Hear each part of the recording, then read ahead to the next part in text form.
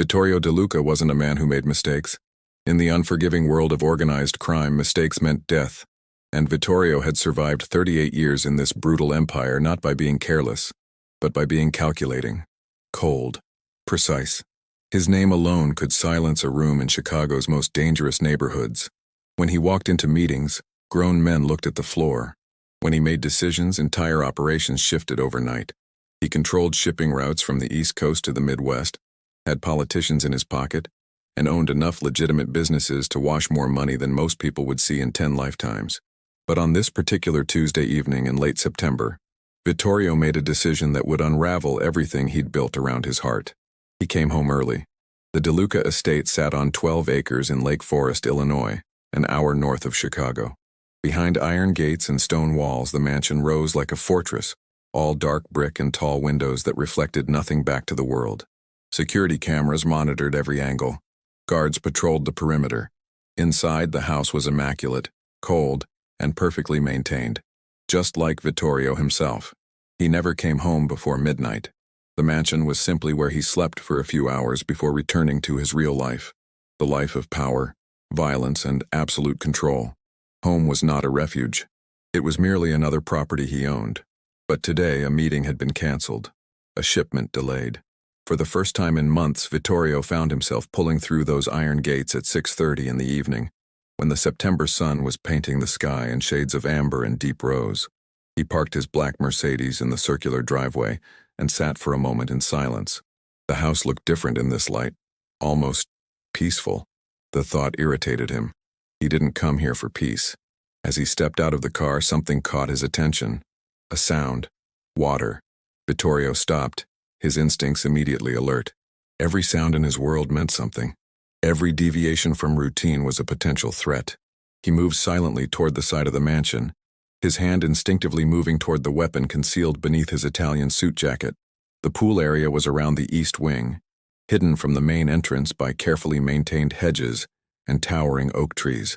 As he approached, the sound grew clearer, the gentle splash of someone swimming, the rhythmic movement of water against tile. Who would dare use his pool without permission? Vittorio rounded the hedge and froze.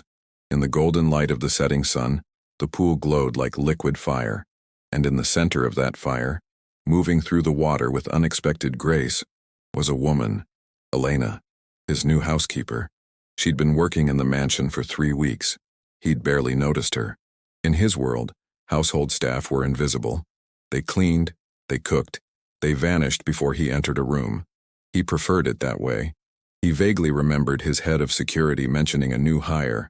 A woman in her late 20s, came with excellent references. Quiet, efficient. But the woman in his pool was not invisible. Elena moved through the water with her eyes closed, her face tilted toward the dying sun. Her dark hair floated around her like silk in water. She wasn't swimming for exercise.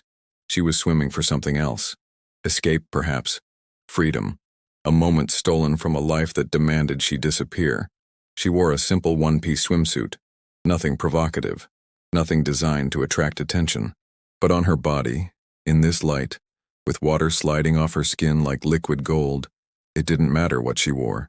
Vittorio stood absolutely still, hidden in the shadow of the hedge. He should announce himself. He should demand to know why she was using his pool without permission. He should remind her of her place, fire her on the spot, have her removed from his property within the hour. But he didn't move, because something was happening inside him that he didn't recognize. His pulse had quickened. His breath had become shallow. His hands, which never trembled even when holding a gun to a man's head, felt unsteady. Desire. No, more than desire. This was something else. Something that felt like hunger and possession and a kind of madness he'd never experienced. Vittorio De Luca had been with beautiful women, models, actresses, daughters of powerful families who saw him as a dangerous thrill. But he'd never felt anything beyond physical satisfaction. He'd never looked at a woman and felt his entire world tilt on its axis. Until now. Elena surfaced near the edge of the pool, her hands gripping the tile as she caught her breath. Water streamed down her face, her neck, the curve of her shoulders. She looked so different from the woman who kept her eyes down in the hallways, who moved through the mansion like a ghost, who never spoke unless spoken to. Here, she was alive, real, breathtaking. And then she opened her eyes and saw him. For a long, suspended moment, neither of them moved. Her eyes went wide, not with fear exactly, but with shock. And something else. Recognition, perhaps. As if she'd been waiting for this moment without knowing it was coming. Vittorio stepped forward into the light. He should say something. Explain why he was home early. Apologize for startling her. But words felt impossible. All his careful control, all his practiced coldness, had evaporated the moment their eyes met. Elena's lips parted as if to speak, but no sound came out. She pulled herself up slightly, water cascading off her body, her chest rising and falling with rapid breaths. The air between them felt electric, dangerous, alive with something neither of them could name. Vittorio took another step closer to the pool's edge, and in that moment, standing in the golden light of a September evening in Lake Forest, Illinois, the most powerful crime lord in the Midwest realized he'd just met his undoing, because what he wanted was right here in his pool, staring at him with those impossibly dark eyes. And Vittorio De Luca always took what he wanted. Always. Elena disappeared from the pool before Vittorio could speak. She pulled herself out of the water in one quick motion, grabbed a towel from the lounge chair, and fled toward the service entrance of the mansion without looking back.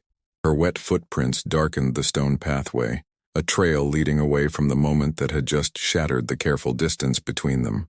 Vittorio stood alone beside the pool, watching the water settle back into stillness. His mind, usually so sharp and controlled, felt chaotic, unfamiliar. He was a man who made decisions in seconds, decisions that affected millions of dollars, dozens of lives, the balance of power across multiple states. But standing there in the fading light, he had no idea what to do next. Go after her? Pretend it never happened? Fire her to eliminate the complication? None of those options felt right. He turned and walked back into the mansion through the main entrance, his footsteps echoing on the marble floors. The house was spotless, as always, everything in its place. The dining room table was set for one, his dinner, prepared and waiting, even though he'd never told anyone he'd be home. But he'd lost his appetite. Vittorio poured himself 3 fingers of scotch in his study and sat in the leather chair that faced the window overlooking the grounds. From here, he could just see the corner of the pool area, where the water still glowed with the last light of day. He'd built this life on discipline, on the ability to separate emotion from action, feeling from function. A man in his position couldn't afford attachment, couldn't afford to want something he couldn't control. And yet, he wanted her. The realization sat in his chest like a stone, heavy, undeniable, dangerous. The next morning, Vittorio left for the city at his usual time, 5:30 a.m. before the household staff began their day. He told himself he was maintaining his routine, that yesterday had been an anomaly, a moment of weakness that meant nothing. But as his driver navigated the early morning traffic toward Chicago, Vittorio found his mind returning to the pool, to Elena's face in the golden light, to the way she'd looked at him, not with the fear or calculated interest he usually saw in women's eyes, but with something raw and unguarded. His phone buzzed constantly with business matters, a shipment from Newark that needed to be rerouted, a problem with one of the unions at the docks, a meeting with the Santoro family that required careful diplomacy. Vittorio handled each issue with his usual precision, but beneath the surface something had shifted. He wanted to go home. The thought caught him off guard multiple times throughout the day. Vittorio De Luca did not want to go home. Home was irrelevant. Home was just a place to sleep between the important parts of his life. But now home meant the possibility of seeing her again. By evening, he'd made a decision. He would go home at a reasonable hour, not suspiciously early, but not his usual midnight return either. He would simply be there, in his own house, and see what happened. If she avoided him, that was fine. It was probably better that way. But if she didn't, Vittorio arrived home at 7 p.m., just as the autumn darkness was settling over Lake Forest. The mansion was lit from within, warm light spilling from windows that usually remained dark at this hour. He entered through the front door and was immediately greeted by Maria, the head housekeeper who'd been with the family for 20 years. She was a stout woman in her 60s, efficient and utterly unflappable. "Mr. De Luca," she said, her surprise evident. "We weren't expecting you. Shall I have Marco prepare something for dinner?" "That won't be necessary," Vittorio replied, removing his coat. "Where is everyone?" "Marco is in the kitchen finishing inventory. Sophia is upstairs cleaning the guest rooms. Elena is... Maria paused, glancing toward the east wing. She's finishing the library, sir. She should be done within the hour. Vittorio nodded, keeping his expression neutral. Thank you, Maria. That will be all. He walked through the mansion with purpose, but not toward the library. Not yet. Instead, he went to his study and forced himself to sit, to go through the motions of reviewing documents, making phone calls, maintaining the facade that everything was normal. But his attention kept drifting toward the hallway, listening for footsteps, waiting. An hour passed, then another. At 9:15, there was a soft knock on his study door. Vittorio's pulse quickened. Come in. The door opened slowly and Elena stepped inside. She changed into her usual work attire, simple black pants, a white blouse, her dark hair pulled back in a practical bun.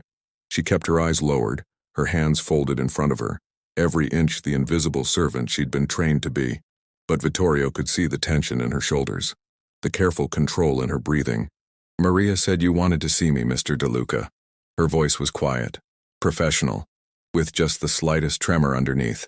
Vittorio stood slowly from behind his desk. He hadn't told Maria any such thing, which meant Maria, observant as always, had sensed something and decided to intervene. Close the door, he said. Elena hesitated for just a fraction of a second before complying. The click of the door closing seemed impossibly loud in the quiet study. They stood 15 feet apart, the desk between them, the weight of yesterday's moment hanging in the air like smoke. I apologize for yesterday, Elena said before he could speak. Her words came out rushed, rehearsed. I should have asked permission before using the pool. It won't happen again. If you want me to leave, I don't want you to leave. The words came out more forcefully than Vittorio intended. Elena's eyes finally lifted to meet his, and he saw the same flash of recognition he'd seen yesterday. That spark of something neither of them could name. I want... Vittorio stopped, frustrated by his own uncertainty. He was a man who always knew what he wanted, who always took it without hesitation or explanation. But this felt different. She felt different. I want you to feel comfortable here, he finally said. The pool is available to staff. You're welcome to use it. Elena nodded slowly, but she didn't look relieved. If anything, she looked more tense. Is that all, sir? No. The word hung between them. Vittorio moved around the desk, closing some of the distance but not all of it. He could see the pulse beating at her throat, could see the way her hands tightened slightly against each other. Why did you take this job? He asked. The question clearly surprised her. I needed work. The agency placed me here. That's not what I asked. Elena's jaw tightened slightly. For the first time, he saw something besides careful submission in her expression. A flash of strength, of will. Why does it matter? She asked quietly. Because I want to know. You want to know why your housekeeper needed a job? There was the slightest edge to her voice now. Not disrespect, but something close to it. Do you ask that of all your employees? No, Vittorio admitted. Just you. The honesty seemed to catch them both off guard. The air in the study felt charged, dangerous, like they were standing at the edge of something neither of them knew how to navigate. Elena took a small breath. My mother is sick. Cancer. Stage 4. She needs treatment that insurance doesn't cover. This job pays well enough that I can afford both the treatment and the apartment near the hospital. That's why I'm here, Mr. De Luca. Nothing more complicated than that. Something twisted in Vittorio's chest. Of course, her story was about protecting someone she loved. Of course, there was sacrifice and responsibility behind those quiet eyes. I'm sorry, he said, and he meant it. Elena nodded once, then took a small step backward toward the door. If that's all, have dinner with me. The words came out before Vittorio could think them through, before his careful control could stop them. Elena froze. What? Dinner. Tomorrow night. Here. He gestured vaguely toward the formal dining room he never used. Just dinner. Nothing else. Mr. De Luca, I don't think. He moved closer, finally crossing the last of the distance between them. Close enough that he could see the gold flecks in her dark eyes. Close enough that he could smell the faint scent of her shampoo. Something clean and simple, nothing like the expensive perfumes of the women he usually encountered. Just say yes. Elena looked up at him, and for a long moment, Vittorio thought she might actually refuse. Thought she might be the first person in years to tell him no. But then, so quietly he almost didn't hear it, she whispered, yes. Vittorio De Luca spent the next day doing something he'd never done before. He worried. Between a tense negotiation with the Bratva over territory disputes and a meeting with his accountants about offshore holdings, his mind kept returning to that single word Elena had whispered in his study. Yes. What was he doing? He'd built his empire on ruthless clarity. No emotional entanglements, no vulnerabilities, no complications that could be used against him. In his world, caring about someone was a death sentence, for both of you. And yet he'd invited his housekeeper to dinner as if he were some normal man, as if his life didn't consist of blood and money and violence, as if he had the right to want something soft. He'd told Maria to prepare a meal, nothing too formal but not casual either. The kind of dinner that acknowledged this was important without making it feel like an interrogation. Maria had given him a long, knowing look but asked no questions. She simply nodded and said it would be ready by 7. By 6:30, Vittorio found himself standing in his bedroom, staring at his closet like a man who'd forgotten how to dress himself. Should he wear a suit? Too formal. Casual clothes? He didn't own casual clothes. Everything he owned was either business attire or workout gear for his private gym. He finally settled on black slacks and a dark gray button-down shirt. No tie. As close to relaxed as Vittorio De Luca could get. At precisely 7 p.m., he descended the stairs to find the dining room transformed. Maria had set the long mahogany table for 2, but not at opposite ends. The settings were placed close together at one corner, intimate without being presumptuous. Candles flickered in simple holders. The lighting was warm, not harsh. Through the windows, the grounds were dark except for the subtle illumination of landscape lights that made the pool glow like a sapphire in the distance. Vittorio's chest tightened at the sight of it. "She'll be down in a moment," Maria said quietly from the doorway. She asked if she should change. I told her to wear whatever made her comfortable.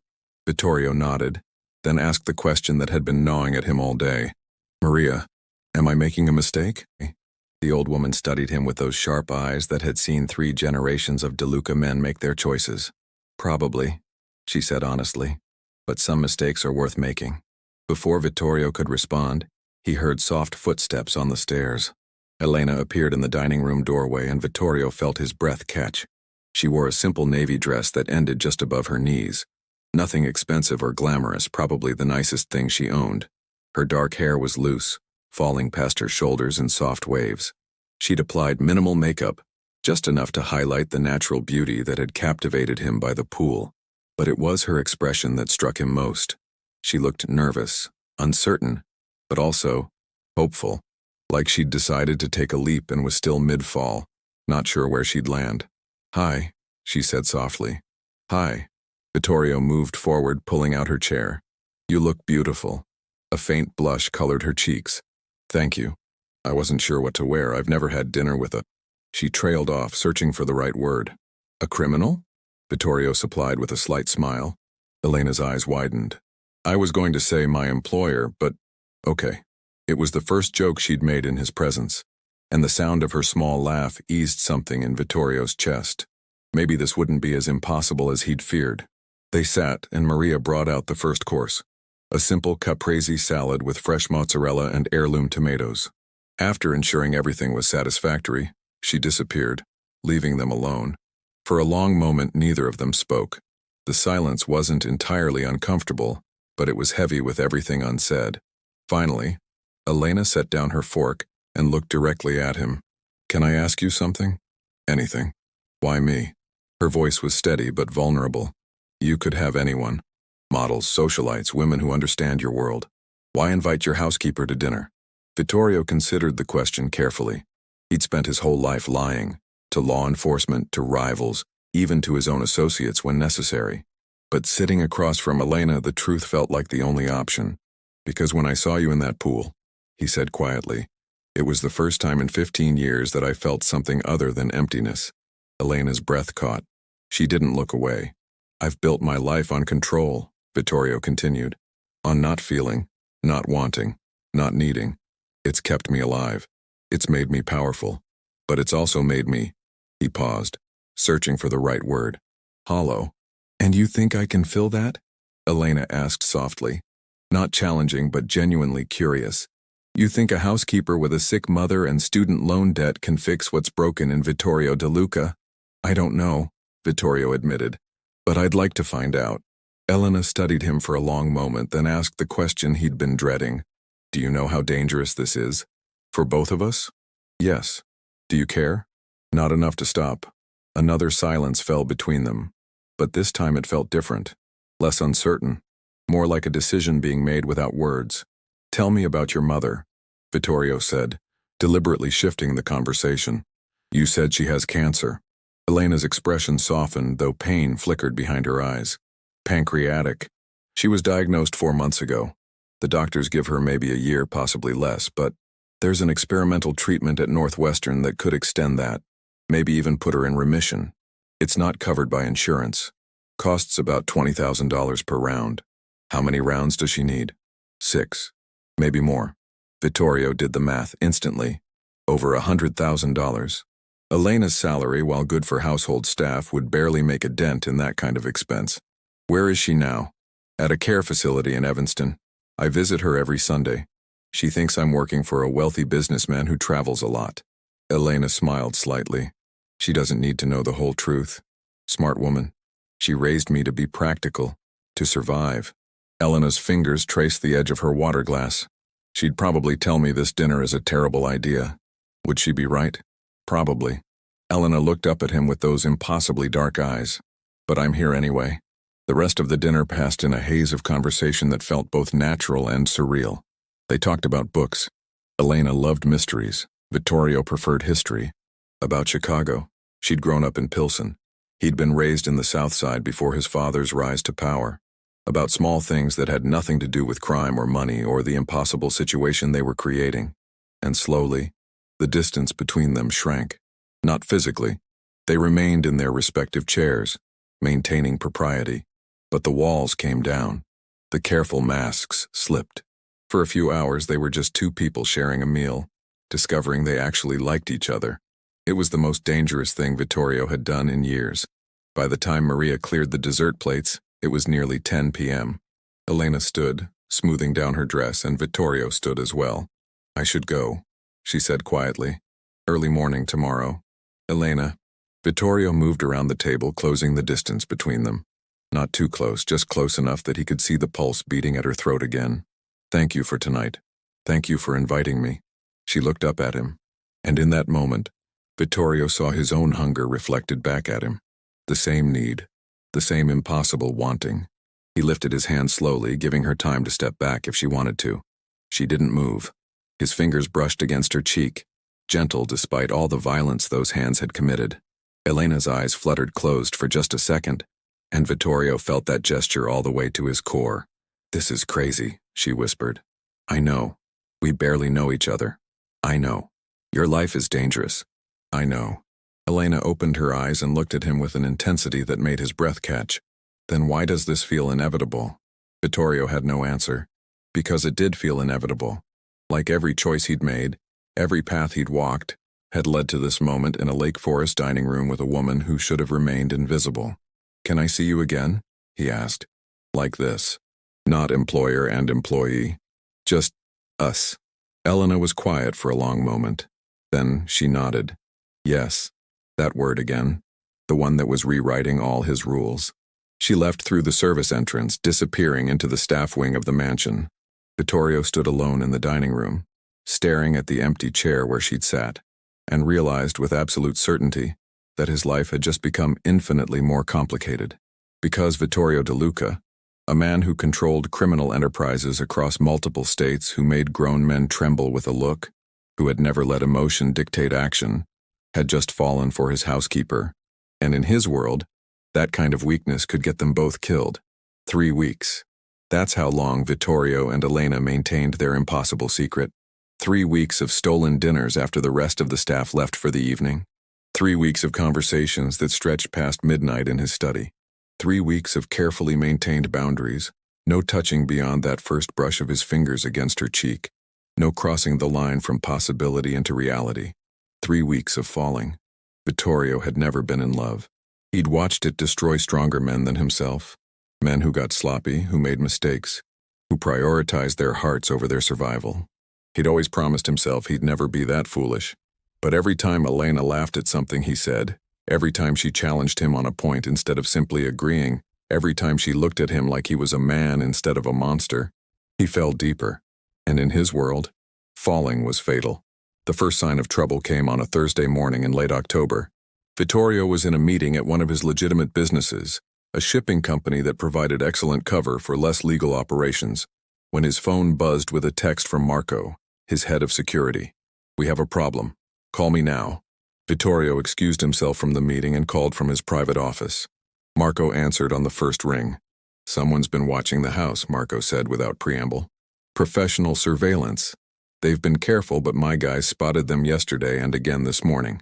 Different vehicles, different locations, but definitely coordinated." Vittorio's blood went cold. "Feds? Don't think so. The techniques are wrong. This feels like competition. Competition. Other families. People who would love nothing more than to find a weakness in Vittorio De Luca's armor. Increase security immediately," Vittorio ordered. "I want full perimeter coverage, background checks on everyone who's entered the property in the last month, and eyes on all staff when they leave." "Already in progress," Marco confirmed. "But boss, if they're watching the house, they're looking for something specific. Have you brought anyone new into the inner circle? Any changes to routine? Elena?" The realization hit Vittorio like a physical blow. He'd been so careful to keep their dinners private, to maintain the facade that she was just another staff member. But someone only had to watch the house at the right time. Notice him coming home earlier than usual. See the dining room lights on when they normally remained dark. "Handle it," Vittorio said sharply. "I'm coming home." He ended the call and stood for a moment, his mind racing through possibilities and consequences. If someone had identified Elena as important to him, she'd become a target. In his world, leverage was everything, and the fastest way to control a man was to threaten what he loved. He'd known this could happen. He'd known the risk from that first moment by the pool, but he'd been selfish enough to want her anyway. Now she might pay the price for his weakness. Vittorio arrived home to find the estate on high alert. Additional security personnel patrolled the grounds. Marco had pulled surveillance footage from the hidden cameras that monitored the perimeter, and they spent an hour reviewing images of suspicious vehicles and unfamiliar faces.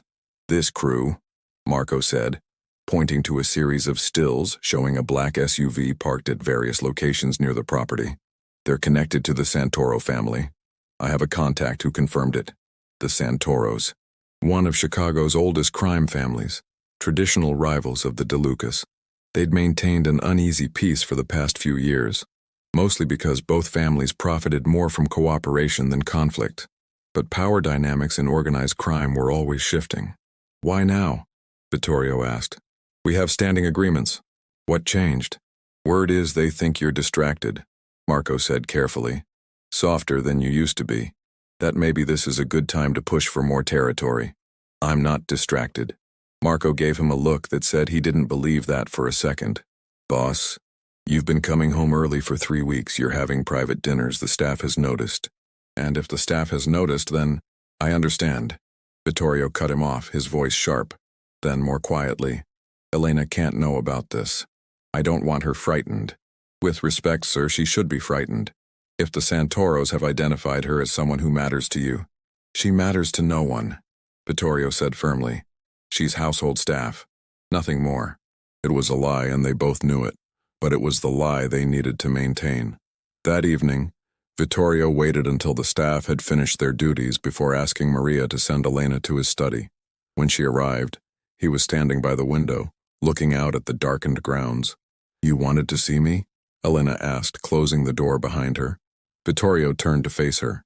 She wore her usual work clothes, her hair pulled back, her expression open and warm. 3 weeks of dinners had made her comfortable with him. She no longer entered the room with her eyes downcast, no longer treated him like someone to fear. He was about to change that.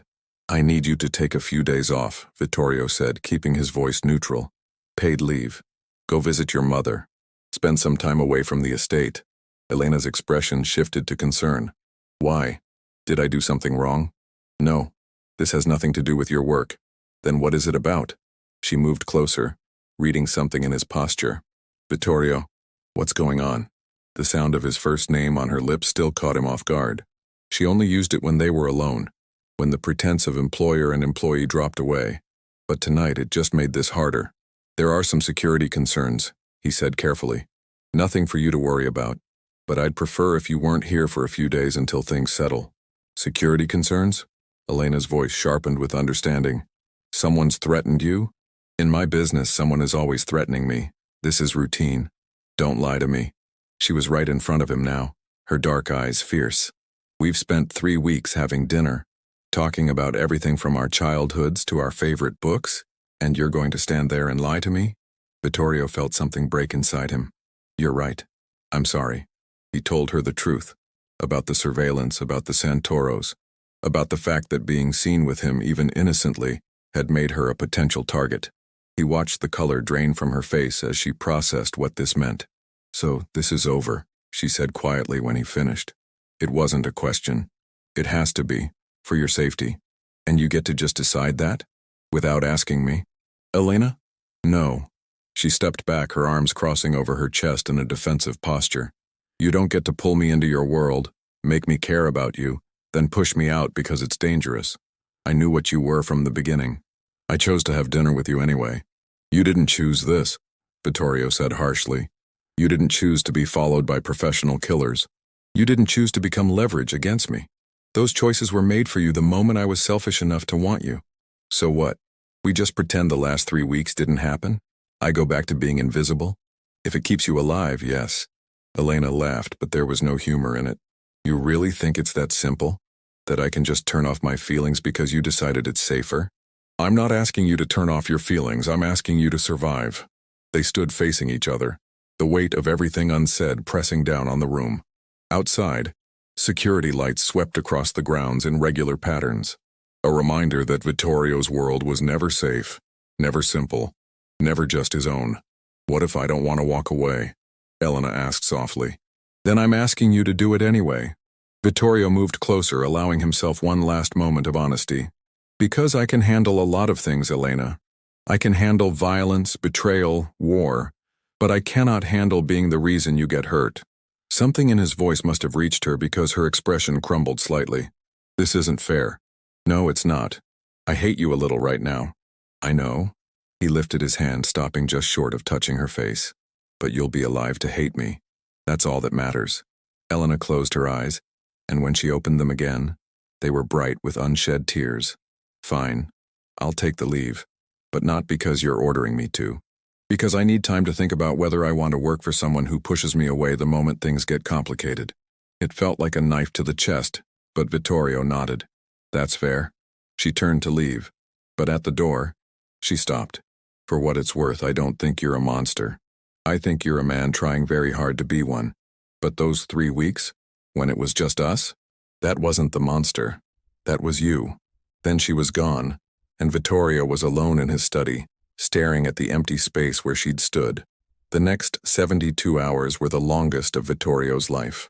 He threw himself into work with renewed intensity, meeting with his captains, reviewing every aspect of his operations, making it very clear to anyone watching that Vittorio De Luca was as sharp and ruthless as he'd ever been. The Santoros got the message. The surveillance ended, but fixing his business did nothing to fix what was broken inside him. Maria found him in the study on the 3rd evening, staring at the empty dining room through the doorway. She's not coming back, you know, the old housekeeper said bluntly. She turned in her resignation this morning, said she found a position closer to her mother's care facility. Vittorio felt something twist in his chest. That's good. She should be closer to her mother. Is that what you're telling yourself? Maria sat in the chair across from him, something she rarely did. That this is noble? That pushing away the first person who's made you feel something in 15 years is somehow protecting her? It is protecting her. From what? From living? From feeling something real? Maria shook her head. I've watched 3 generations of De Luca men make the same mistake, Vittorio. Your grandfather, your father, now you. You all think that keeping people at arm's length makes you strong. All it does is make you alone. Alone is safer. Alone is lonely. There's a difference. She stood, moving toward the door. That girl loved you. Maybe not completely, not yet. But she was falling, same as you. And you threw that away because you were scared. I'm not scared. Then you're a fool. Maria paused at the doorway. Because the only thing scarier than loving someone in this world is waking up one day and realizing you never took the chance. She left, and Vittorio sat in the silence of his empty mansion, surrounded by everything he'd built and nothing that mattered. 2 weeks passed. Vittorio returned to his normal routine. Late nights, early mornings, the endless cycle of business and violence and control. The estate felt different without Elena, empty in a way it never had before, even though it had always been empty. He told himself he'd made the right choice, that she was safer now, that this was how it had to be. But on a cold Saturday morning in mid-November, Marco appeared in his study with a folder and an expression Vittorio couldn't read. "What is it?" Vittorio asked. "I had someone keep tabs on Elena," Marco said, setting the folder on the desk, "just to make sure she was safe, that the Santoros weren't still interested in her. And I found something you need to see." Vittorio opened the folder. Inside were medical bills, lots of them, all for Elena's mother's treatment at Northwestern Memorial Hospital. All marked, "Paid in full." "I didn't authorize this," Vittorio said quietly, though his heart was racing. "Did you?" "No, sir. But look at the payment date." Vittorio checked the paperwork. The bills had been paid 5 days ago, using a cashier's check from a bank in Evanston. Elena's bank. Where did she get this kind of money? Vittorio asked, though he was already afraid he knew the answer. Marco flipped to another page in the folder. She took a position with the Romano family. Started last week. The Romanos. A smaller organization than the De Lucas or Santoros, but growing rapidly. More importantly, they paid extremely well for personal staff, especially staff that might have inside knowledge about other families. She's working as their house manager, Marco continued. Live-in position. Salary is almost triple what she was making here. The head of their household made the offer personally. Said they heard she was looking for work and needed money quickly. Vittorio stared at the paperwork, his mind spinning. Elena had left his house to protect herself from his world, only to walk directly into another crime family. A family that had probably recruited her specifically because she'd worked for him, because he'd let her go. She's in more danger now than she ever was here, Marco said quietly. The Romanos will want information from her, and if she doesn't provide it voluntarily, they'll find ways to extract it. Vittorio stood abruptly, his decision made in an instant. Get the car. Sir? I said get the car. I'm going to get her. The Romanos won't just let her walk out. She signed a contract. Then I'll negotiate. Vittorio grabbed his coat, his expression harder than it had been in weeks. And if they won't negotiate, I'll remind them why people fear the De Luca name. For the first time since Elena left, Vittorio felt like himself again. Not the hollow man going through the motions, but the man who took what he wanted and destroyed anyone who stood in his way. He'd pushed Elena away to protect her, but in doing so, he'd put her in even more danger. Now he was going to fix it, no matter what it cost. The Romano estate was on the North Shore, a sprawling property that tried too hard to look legitimate. Vittorio arrived with Marco and 2 of his most trusted men, parking directly in front of the main entrance like he owned the place. Luca Romano himself came out to meet them, a man in his 50s trying to look younger with expensive suits and a too bright smile. Vittorio, what an unexpected pleasure. If you'd called ahead, I could have prepared. Where is she? Vittorio cut him off, his voice cold. Who? Don't insult my intelligence, Luca. Elena Moretti, my former house manager, the one you hired 2 weeks ago. Luca's smile didn't falter. Ah, yes, Elena. Excellent worker, very professional. What about her? She's leaving with me. Today. I'm afraid that's impossible. She has a contract, very binding. You understand how these things work. I understand exactly how these things work. Vittorio moved closer, invading Luca's personal space in a way that made the other man step back. You hired her to get information about my operations. You thought because she worked in my house she'd know things, but you miscalculated. Did I? She knows nothing. She was household staff. She cleaned, she cooked, she stayed invisible, which means she has no value to you beyond making me angry. And trust me, Luca, you don't want me angry. Luca's smile finally cracked. She knew enough to be worth triple salary. Because you're desperate. The Santoros are pushing you out of the West Side. Your heroin connection went dry and you're looking for any advantage. Vittorio's voice dropped lower. More dangerous. But using her won't work. It'll just start a war. Is that what you want? The 2 men stared at each other, the threat hanging between them like a loaded gun. Finally, Luca sighed. What are you offering? A favor? One favor, my choice of when and what. In exchange, you tear up Elena's contract, pay her for the full year as severance, and never contact her again. That's generous. That's non-negotiable. Luca studied him for a long moment. You care about her. That's unexpected. Do we have a deal or not? We have a deal. Luca gestured toward the house. She's in the staff quarters. Second floor, east wing. But Vittorio? Be careful. That kind of caring? In our world, it'll destroy you. Let me worry about that. Vittorio walked into the Romano house with purpose. Marco at his back. He found Elena's room easily. A small, impersonal space that felt nothing like the quarters she'd had at his estate. She was packing when he knocked. She opened the door, saw him, and went pale. Vittorio, what are you? You're leaving, he said simply. Now, with me. I can't just leave, I have a contract. Not anymore, I bought it out, you're free. Elena stared at him, confusion and something else warring in her expression. Why would you do that? Because I was an idiot. Vittorio stepped into the small room, closing the door behind him. Because I thought pushing you away would keep you safe, but all it did was put you in more danger. Because I've spent 2 weeks realizing that I'd rather face every threat in this world with you than spend one more day without you. Vittorio, I love you. The words came out raw, unplanned. I don't know when it happened. Maybe that first day by the pool. Maybe during one of our dinners. But I love you, and I'm done pretending I don't. I'm done trying to be the smart choice instead of the right one. Elena's eyes filled with tears. This is crazy. I know. We barely know each other. I know that too. Your world is dangerous. There's no guarantee this ends well. No guarantees, Vittorio agreed. But there's a chance, and I'm choosing to take it. The question is, will you? For a long moment, Elena just looked at him.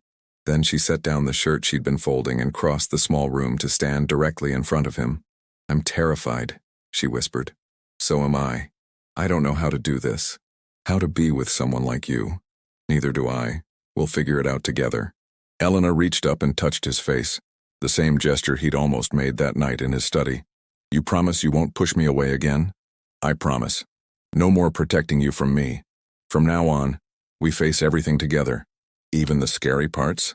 Especially the scary parts. Elena smiled through her tears, and then she kissed him. It was gentle at first, tentative, weeks of wanting finally given permission. But then Vittorio pulled her closer, deepening the kiss, and all the fear and loneliness and careful control melted away into something pure and real and absolutely terrifying. When they finally broke apart, both breathing hard, Elena laughed softly. We're going to be terrible at this. Probably, Vittorio agreed. But we'll be terrible at it together. 6 months later, on a warm spring evening in Lake Forest, Vittorio stood by the pool and watched Elena swim in the golden light of the setting sun. The past 6 months had been complicated. There had been threats, close calls, difficult conversations with his organization about the risks of having someone in his life who could be used against him. But through it all, Elena had proven herself stronger than he'd given her credit for. Her mother's treatment was working. She was in remission. Elena visited her every Sunday, and sometimes Vittorio went with her. The old woman didn't know exactly what he did for a living, but she knew he loved her daughter. That seemed to be enough. Elena surfaced near the edge of the pool, smiling up at him. Coming in? Maybe later. You always say that. And you always convince me otherwise. She laughed, that same laugh that had made him fall in the first place, and held out her hand. Come on, Vittorio De Luca. The water's perfect. He looked at her. This woman who'd walked into his world without fear, who'd challenged him to be more than the monster everyone expected, who'd chosen him despite everything. And he kicked off his shoes and jumped in. The water was cold, a shock to his system. But Elena was there, laughing and pulling him close, and nothing else mattered. I love you, he said, water dripping down both their faces. I know. She kissed him gently. I love you too. They stayed in the pool until the sun set completely, the water glowing with underwater lights, the rest of the world forgotten for just a little while. Because Vittorio De Luca had learned something important over the past 6 months. Love was dangerous. Love was complicated. Love made you vulnerable in ways nothing else could. But love was also the only thing worth risking everything for. And as he held Elena in the water where this had all begun, Vittorio knew he'd make the same choice again, every single time. And that's where we leave them. 2 people who found each other in the most unlikely way, who chose love despite the danger, and who learned that sometimes the greatest risk is never taking the leap at all. Thank you so much for joining me on this journey. If this story moved you, hit that like button and let me know in the comments what you thought. And if you want more emotional, gripping stories like this one, make sure you subscribe to the channel and hit that notification bell, because there are so many more stories to tell. Until next time, take the leap.